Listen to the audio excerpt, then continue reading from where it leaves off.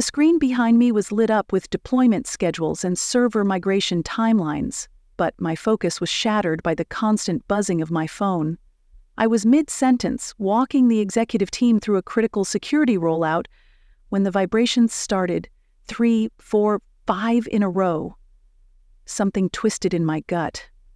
I never stop a presentation, especially not one this important, but instinct took over. I held up a hand and said, "Give me one moment," before stepping out into the hallway. I unlocked my phone, half expecting a tech emergency. Instead, I saw a message from my mom. "You're not invited." I stared at the screen, frozen. Serene doesn't want me there? That had to be a mistake. Before I could process, another message rolled in. "There's been a change of plans. Serene feels you've been making the wedding about yourself. Caleb's parents offered to help, but they asked for a drama-free day." My hands trembled. I scrolled again. "Please don't overreact. She just wants this day to be perfect. We hope you can understand." Understand? After I'd paid nearly $98,000? 0 cents in deposits and planning fees? I texted back one word, "Why?" and watched the typing bubble disappear. Back in the conference room, I picked up the clicker and finished my presentation like nothing had happened. Every word was automatic. I don't think anyone noticed, or maybe they did, but no one asked. That night, I sat on the couch, staring at the texts. I wasn't just excluded, I was erased. And something inside me, something that would have usually folded under the weight, didn't break this time. It sparked. I thought about how it had always been. Serene was the sparkle. I was the clipboard, the fixer, the reliable one, always calm, always prepared, even when it hurt. When the pipes burst one winter, I was the one searching for an emergency plumber. When Dad forgot the power bill, I was the one who called the utility company and figured it out. I was 12. Whenever I pointed out how Serene got to drift while I held everything up, Mom would just say, "She's still figuring herself out. You've always just known what to do." And I did. I wore responsibility like armor. I built systems while Serene floated. She was at cheer practice. I was coordinating science fairs and filing FAFSA forms on my own. Always invisible. I left for college in Seattle with 2 duffels and a silent promise to never depend on anyone the way everyone had leaned on me. 4 years later, I graduated summa cum laude with a job offer waiting. I saved every cent, lived in a cramped studio while others celebrated their first paychecks. When our startup got acquired, I woke up a millionaire. No announcement, no upgrades, just a new number in my bank account and, for the first time, a little breathing room. And then the calls came. Dad's car broke down, Mom's hours got cut, Serene's lease ended. I helped. Not because they asked, but because I always knew they would. So when Serene got engaged, helping with the wedding felt like another unspoken expectation. It started with a midnight call. Her voice was buzzing. "Talia, he proposed on a boat at sunset." She was glowing through the phone. I was groggy but happy for her. She said she wanted a small, charming wedding, then casually mentioned the Griffin estate. A venue I knew started at $50,000, 0 cents. "Don't worry," she said. "Caleb's parents might help. I know Mom and Dad can't, but we'll figure it out. Maybe just help with the small stuff." I said yes without hesitation. I always did. 2 weeks later, at brunch, she slid a spreadsheet across the table. Color-coded, overwhelming. The total budget, $120,000, 0 cents. Apparently, small stuff meant everything from the venue deposit to catering to photography. "We're still waiting to hear from Caleb's parents," she said with that same helpless tone. "They're not totally on board yet." By the time I realized that "we'll figure it out" actually meant "you'll cover it up," I had already paid thousands. And it didn't stop. The florist needed a rush payment. The band had an opening. Her dream dress was getting discontinued. Each request came wrapped in urgency. Each time, I stepped up. I made spreadsheets. I tracked every dollar. I told myself, when this is over, they'll know who made it all possible. I thought I was helping, supporting, being the sister who showed up. But I wasn't part of the celebration. I was the wallet, the unpaid planner. When I finally asked what Caleb's parents were pitching in, Serene paused. Then I said, "Maybe later. It's a stressful time." But apparently not too stressful. They still managed to book a full spa retreat for her bachelorette weekend.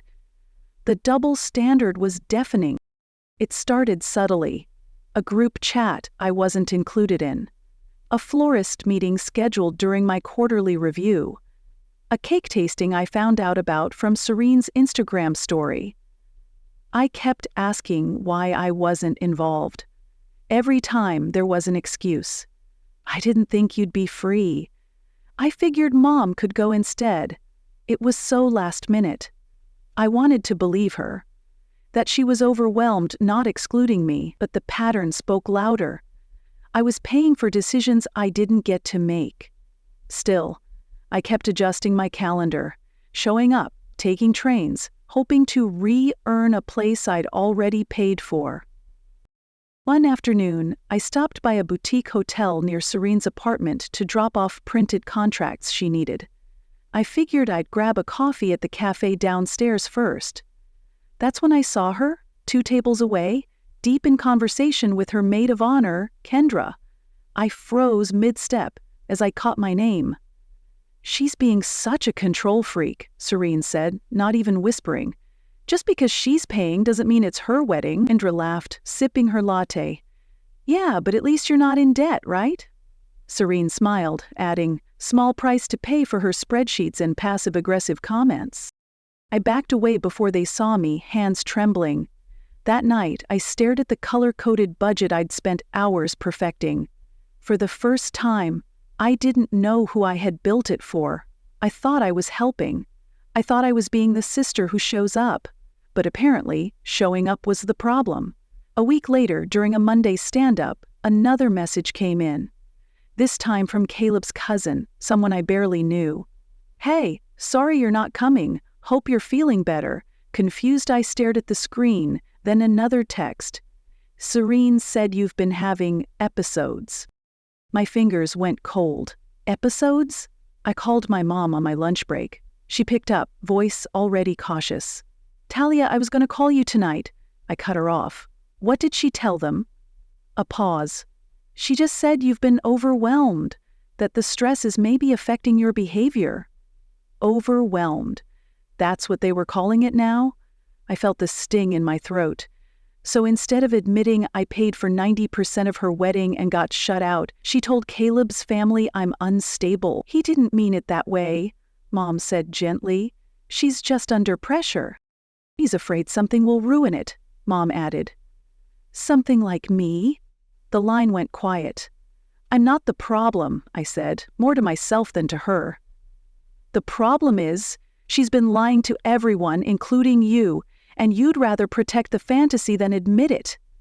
"Sweetheart, it's complicated." But it really wasn't. I hung up before she could say more. I stood there, staring at my dark computer monitor, watching my reflection take shape in the glass, and something in me shifted. Not anger, not sadness, but something sharper. Clarity. They were never going to see me, not unless I stopped disappearing. That night, I didn't sleep. I sat at the kitchen table surrounded by printed contracts, open emails, spreadsheets I knew by heart. Receipts for everything, the venue, catering, florals, photography, rentals. 6 months of planning, all labeled and filed neatly under Serene and Caleb wedding. I opened a fresh document. 3 headers. Pending payments, cancelable services, non-refundable. I went line by line mapping every dollar. No crying, no drama. Just surgical precision. I started with the Griffin estate. Their contract had a partial refund clause. I called the coordinator, Susan, someone I'd been emailing for months. "Hi Susan, this is Talia Rowan. I need to cancel." Susan paused, gently asked, "May I ask why?" I said it plainly. I'm no longer attending the wedding I paid for, and I can't keep supporting it." She didn't push. She calmly walked me through the cancellation process, the refund, even offered a statement for taxes. Then came the florist, the DJ, the rental company, the bartending staff. One by one, I reversed everything I had set in motion. Most vendors were understanding. A few already knew word travels fast. "You're not the first," the photographer told me, "but you might be the bravest." That stuck with me. I wasn't just backing out, I was reclaiming. By that evening, every cancelable contract had been terminated. Partial refunds were already trickling into my account. I logged out of every vendor portal. Then I opened the shared planning folder, the one I built, the one no one else touched, and downloaded everything. I backed it up, then deleted it from the cloud. Gone. Every seating chart, every mood board, every budget. I closed the laptop and just exhaled. I hadn't realized how much space this wedding had taken up in my life. Mental space, emotional space. And for the first time in months, the silence felt like a gift, a kind of peace. Then my phone rang. I didn't even have to check. I knew it was Serene. The second I picked up, she was already mid-meltdown. "What the hell is wrong with you?" she shouted. "The venue called, the florist canceled, everything's falling apart, and it's your fault." I didn't flinch. "You made it clear I wasn't welcome," I replied calmly. "You're ruining my life because of your jealousy," she screamed. "No," I said, quiet but steady. "I'm reclaiming mine. You wanted a perfect wedding without me. Now you have neither." She sobbed, then hung up. 5 minutes later, my mom called. I ignored it. Then came my dad. Then the texts, rapid fire, one after another. I didn't open a single one. Not out of spite. Out of self-preservation. I blocked their numbers. Then I opened a browser and searched for cabins on the Washington coast. I found one nestled in the trees, near a stretch of beach I remembered from an old road trip. No Wi-Fi, no service, just solitude. I booked it for a week, packed a bag, and left at dawn. No announcements. No explanations. By the time they realized I was gone, I was already on the ferry, watching the city fade behind me. There was no revenge in me, no rage, just quiet, just space. As the ferry cut through the water and the shoreline slipped out of view, I felt something uncoil in my chest, a knot I didn't realize had been there for years. The cabin was tiny, one room, a wood stove, a battered kitchen table that became my sanctuary. I left my laptop behind. I kept my phone off. The silence wasn't empty, it was sacred. Every morning, I hiked damp trails, the air thick with pine and moss. On the second day, I brought a journal. Not for lists or tasks, just blank pages. The journal wasn't for planning, it wasn't for budgeting. It was for truth. I wrote everything I had never said aloud. I wrote about the birthday Serene forgot, about the late nights spent untangling Dad's taxes, the Christmas I paid for everyone's gifts and no one noticed. I wrote about what it meant to be useful but never cherished, to be counted on but never counted in. Each page felt like a confession, a release. On the 5th day, I found a waterfall hidden at the end of a winding trail. I tore each page into strips and let them drift downstream. Leaving the peninsula, the pain came with me, but it had changed. It had form now. Shape. Ownership. It was mine, finally. When I got home, I booked a therapy session before I even unpacked. Dr. Kessler didn't ask for my backstory. She asked who I was when I wasn't fixing things for other people. I didn't have an answer. That question broke something open. We started slowly. Boundaries, patterns, the myths families build to avoid the truth. I stopped explaining myself. Stopped shrinking.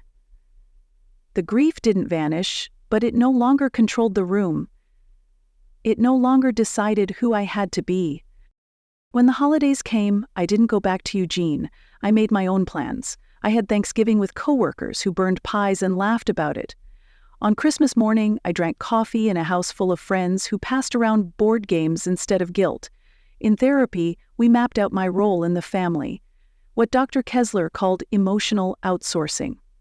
They made you the container, she said. They poured everything into you and called it closeness. And I knew she was right. I'd spent years being the emergency contact for everyone but myself. It was time to change the rules. I stopped keeping score. I stopped deciphering cryptic texts or wondering if silence meant punishment. I let the distance stay. And then, in January, I opened my mailbox and found a pale blue envelope with no return address, just my name. I recognized the handwriting. Inside was a plain card, no flowers, no flourishes. Just Serene's tiny handwriting. I owe you an apology. Can we talk? No excuses, no drama. Just that. I read it twice and placed it on the windowsill. It sat there for 3 days before I finally texted her. Tuesday, 3 p.m., Grace and Finch Cafe. She replied instantly. I'll be there. I got there early, ordered mint tea, and sat in the back. When Serene walked in, I barely recognized her. No makeup, no heels, just a gray sweater and hair tied back, like she didn't care how it looked. We sat. She didn't stammer or stall. I don't know where to start, she said. I waited. I've been in therapy, she added, since October. Caleb and we're divorcing. He didn't do anything wrong, that's the problem. I built my identity around everyone else's approval, his, yours, Mom's. I lost who I was. Her voice didn't shake. It was soft, solid, honest. I told lies, she said, about you, about your mental health. I was scared Caleb's family wouldn't accept me, so I gave them a version of reality where I wasn't the problem, and I let you carry everything, financially, emotionally, all of it. I didn't feel anger, not anymore. Just a dull ache that time had softened. I'm not asking for forgiveness, she said. I just wanted you to know. I see it now. We didn't hug. We didn't plan for the future. But when she pulled out a course brochure for an early education certificate and asked, "Can I show you?" I nodded. We weren't sisters again, not yet. But we weren't strangers either, and that was enough. For now. My life is quieter these days, but not empty. My dining table is made from reclaimed wood. Around it are 6 mismatched chairs, all filled tonight. Friends pass dishes, tell stories, pour wine. No one asks what I did to earn my seat, they just make space. Across the room, Brian catches my eye and smiles, not the kind of smile that needs anything, just recognition. We met months ago at a tech meetup I almost didn't attend. He asked what I did outside of work. I had no idea. Now I do. I host, I mentor, I hike, I write, I live. After everyone leaves, I wash dishes in the warm glow of the kitchen, the sound of running water grounding me. On the shelf above the sink, there's a folded card. I found it tucked inside a thank you note from a scholarship recipient.